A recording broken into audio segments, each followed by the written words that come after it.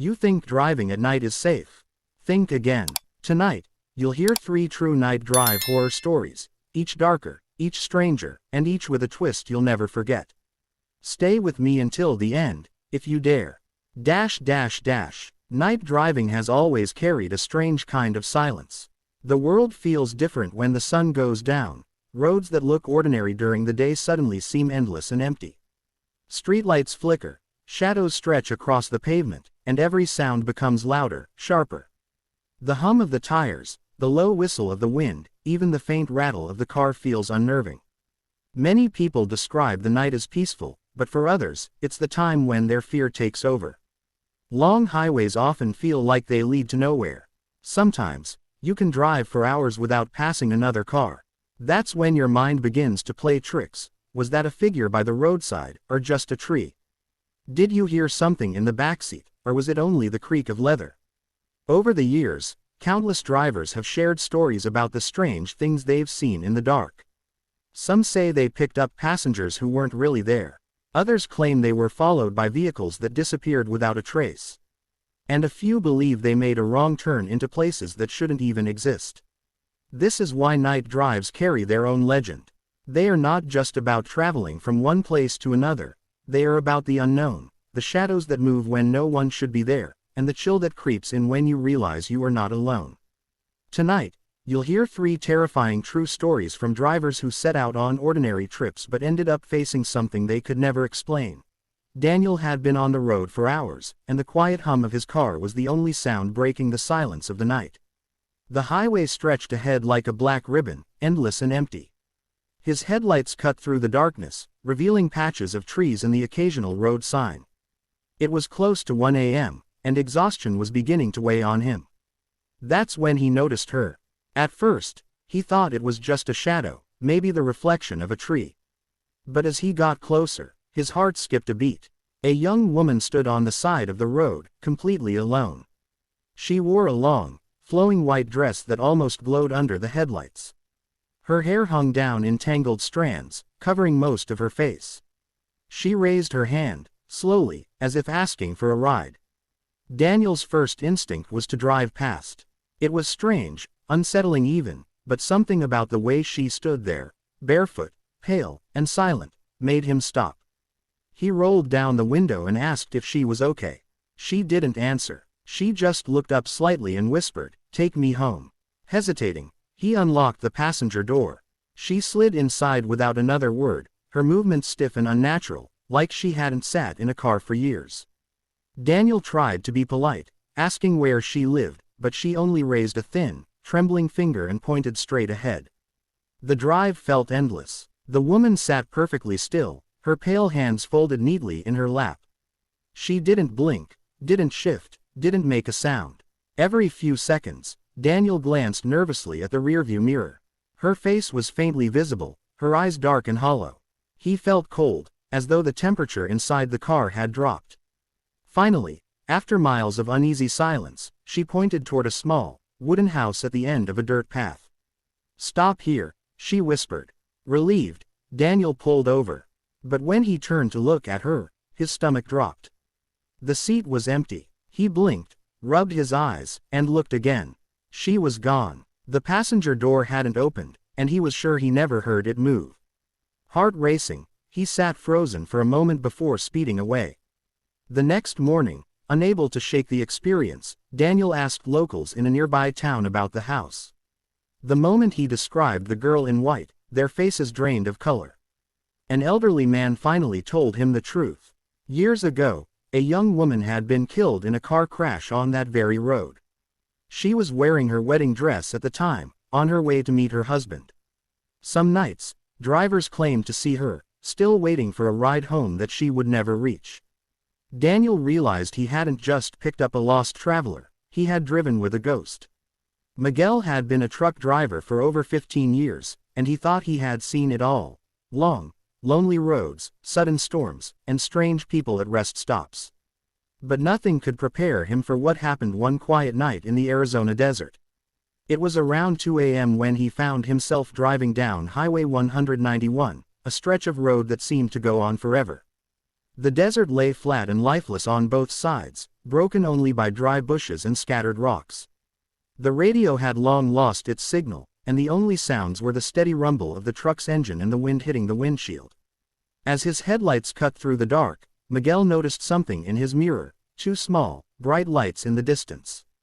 Headlights. A vehicle was behind him, and it seemed to be approaching quickly. After driving for hours without seeing a single car, the sudden presence of another vehicle made him uneasy. Within minutes, the lights grew larger. A black van was tailing him. Its headlights were far too close, almost blinding in his mirrors. Miguel slowed down slightly, giving the driver the chance to pass. But instead of overtaking him, the van slowed too, keeping the exact same distance. Frowning, Miguel pulled over to the side of the road and flashed his hazard lights. He expected the van to continue forward, but it didn't. It stopped right behind him, its headlights cutting into the back of his truck. The desert was silent, the van's engine eerily quiet. Nobody opened the doors. No one came out. Minutes passed, each one heavier than the last. Miguel's heart pounded. He grabbed the small flashlight he kept by the seat and stepped out of the truck.